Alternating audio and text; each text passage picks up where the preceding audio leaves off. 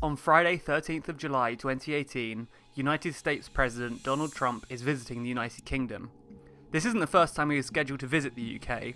He was initially planned to visit back in February after Theresa May invited him to visit while in Washington. This trip ended up being cancelled. Trump claimed that he personally cancelled the trip due to his complaints regarding the Obama-era embassy plans. Obama sold the current US embassy, replacing it with a new $1 billion embassy. Trump's reasoning for the abandoned visit was called into question by many, including Mayor of London Sadiq Khan, who said, "It appears that President Trump got the message from the many Londoners who love and admire America and Americans, but find his policies and actions the polar opposite of our city's values of inclusion, diversity and tolerance." And Sadiq certainly wasn't wrong about many Londoners' anger towards Trump visiting the capital. A large number were planning on protesting Trump's visit to the UK, and some even claim this was a major reason behind the first visit's cancellation. Despite this, Trump will still be visiting London on July 13th, but protests still look like they could interrupt this trip. A Facebook event organising protesters has 54,000 people listed as attending the protest at the time of recording. Add to that a further 153,000 people who are interested in attending. If you want to find out more about the protests or why people are protesting Trump, check out the video we've made on this topic, the link's in the description. So what's Trump actually doing while he's in the UK?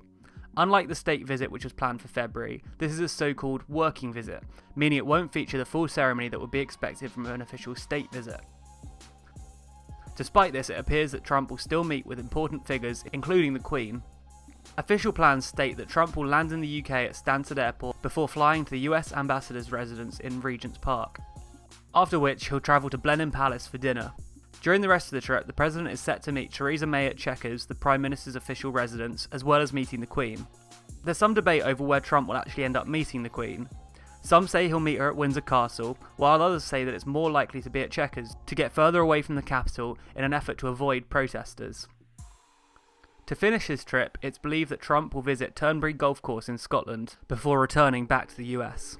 But the trip is unlikely to be completely smooth. Reports from the Times claim that riot vans, search dogs for firearms and explosives, helicopters, mounted officers, public order units, protest removal units and evidence gathering units will join the counter-terrorism and specialist protection officers to guarantee the US president's safety. With the number of people signed up to protest already, it looks like this might be very necessary and is set to cost the UK an estimated £5 million.